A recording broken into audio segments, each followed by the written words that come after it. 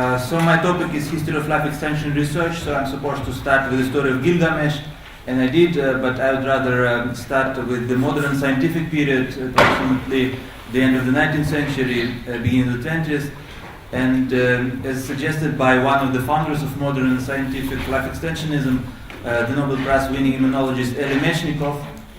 The task of life extension basically consists of maintaining body balance by, on the one hand, eliminating excessive or harmful elements, in his view mainly over-proliferating phagocytes and connective tissue, and on the other hand, replenishing or strengthening functional or deficient tissue, in his view mainly parenchymal tissues.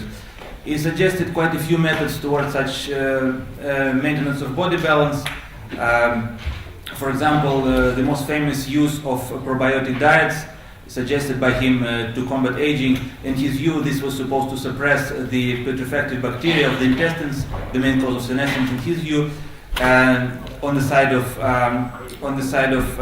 elimination or subtraction, on the other hand, this would ease the toxic load on parenchymal tissue and allow the proliferation on the side of supplementation or addition. In other words, the task of life extension consists in subtraction and addition toward balance.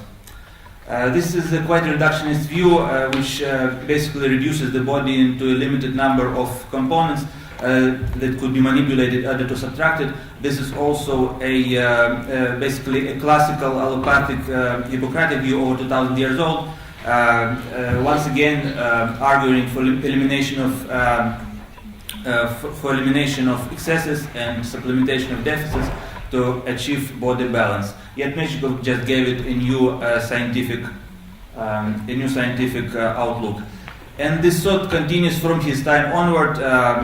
Only the form of things that are being added or removed change constantly. For example, Metchnikoff's contemporary Charles-Édouard Brown-Séquard, the president of the French Biological Society, famously injected himself in 1889 with the substracts of testicles from guinea pigs and dogs, and this was in fact the beginning of hormone replacement therapy, or even more generally of therapeutic endocrinology.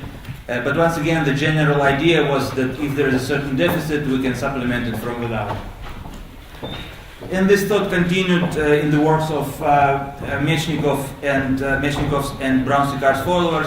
For example, on the side of subtraction, the British surgeon William Lane, following Metchnikoff's idea that senescence is mainly due by putrefaction from intestinal bacteria, bravely extirpated the large intestines to eliminate the cause of damage in senescence once and for all. About 25% of people died in the operation, but there was logic in it. And on the side of addition, in the 20s, famously, Brown-Séquard's follower, Serge Voronov, the French physician, became famous for transplanting pieces of sex gland tissue, mainly male tissue, and mainly from apes, orangutans, and chimpanzees. This was the so-called heteroplastic or homeoplastic approach to rejuvenation, namely, once again, supplemented deficiencies from without. On the other hand, the Austrian rejuvenator of about the same time, Eugen Steinach, practiced more widely the autoplastic approach to rejuvenation, namely attempting to strengthen or to attenuate tissues from within. In his signature technique, the so-called Steinach's operation or vasoligation, seminal ducts vas deferens was bounded, and this was supposed to suppress sperm-producing activity and increase sex hormone-producing activity, increasing the blood flow and producing rejuvenation. If there were any effects to these interventions, they were only temporary and limited and idiosyncratic to particular people.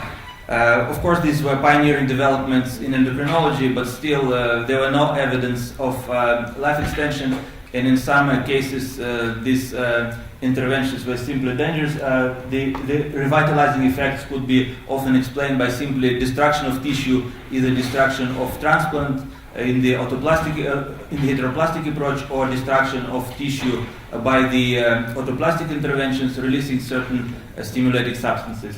In any case, sometimes this operation was simply bizarre.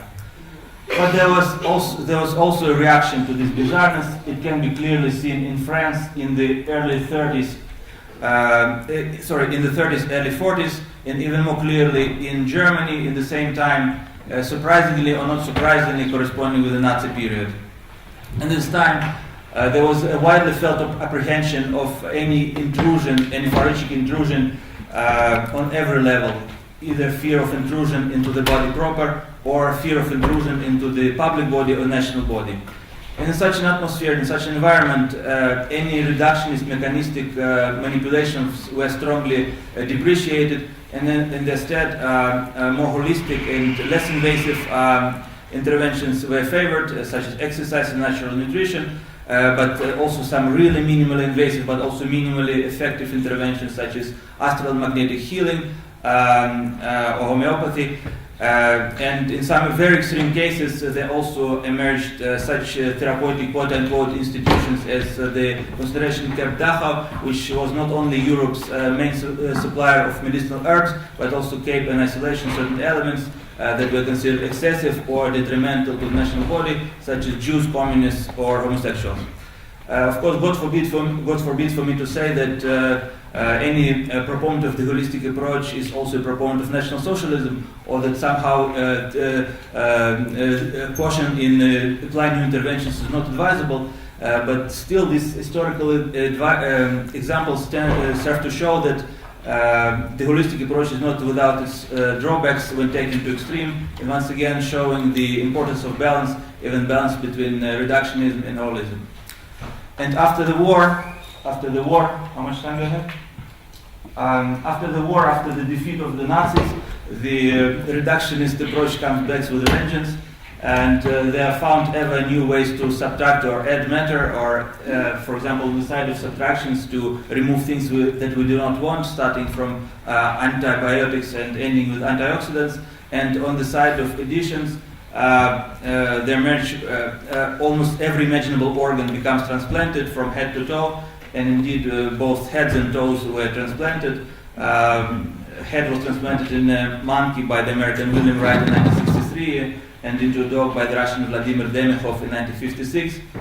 Both bionic, artificial, and biological life transplant were used, and this was really the time when the idea came into the foreground that by such constant replacement, by such constant removal and addition of elements, the human machine can be maintained in an ideal balanced working order for a very long time, and the fears of far-reaching intrusion into the existing body balance came into the background. And this basic reductionist idea continues on once again the elements that are being added or removed change, and generally becoming more miniaturized, and also the methods of addition and removal change as well, generally hopefully becoming more reliable. Thus now we have, I will not elaborate, but now we have methods to overexpress or knock out certain genes associated with longevity or lack thereof.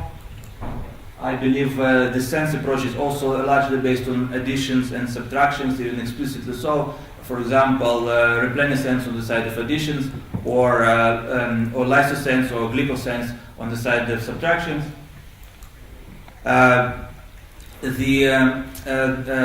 The subtraction additions now come to the molecular level, to the nano level. On the side of subtractions, we have nanoparticles to destroy particle cells.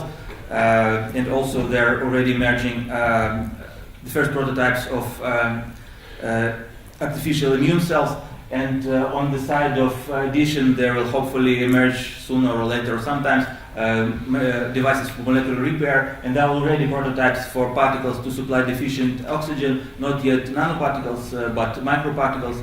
In my belief, this is a hugely important development, as let's say 100% of cases of death are caused by lack of oxygen supply. But still the idea is the same, to remove excesses and add deficits. There are also ways to add and remove elements using robotics technology, robotic surgery on the side of subtractions, mechanized artificial organs on the side of additions.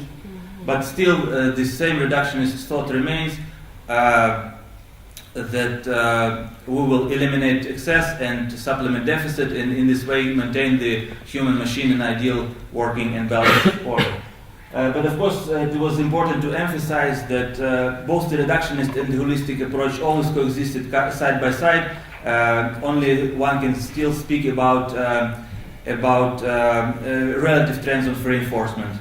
And of course, the holistic approach did go anywhere, emphasizing the 1,000-year-old methods such as mind over matter, meditation, rest, moderation in nutrition, very important, natural nutrition, less adulterated, exercise, and of course the less minimally invasive devices. Why? Oh, sorry. So these two approaches really coexist, and I don't really have much time to go into details. I just wanted to emphasize this constant opposition between reductionist and holistic approaches to life extension, and quite a few questions arise in this regard. So first of all, which approach is actually better, seeing especially that these are binary opposites. You can either have one or the other. A holistic entity by definition cannot be reduced into elements. And also considering the fact that these approaches usually involve quite different therapeutic approaches, usually more invasive in terms of reductionism or less invasive in terms of holism. And as we have seen, each approach is not without its setbacks. For example, with the reductionist approach, there is always a danger to miss a certain component or misplace a certain component, and thus destroy the architecture. One second. And with the holistic approach, there is also a danger to abandon analysis and even reason altogether. But paradoxically, both approaches seek balance, but by opposite means. And the more basic question is, what is actually this balance that we are seeking? How can it be formally defined or measured? And what elements are essentially detrimental and excessive, or functional or deficient? How do we know? As we have seen, the perception of such elements change constantly, and there are huge controversies regarding the dosages that can be considered either excessive or deficient regarding any particular substance, not to mention their combinations. I'm an historian of medicine, so I don't have any background in systems biology or cybernetics or even logistics. So I don't even have a clue how to even begin to answer these questions, but I would like to pose them to you, and would be grateful for any comments and suggestions. Thank you. Thank you.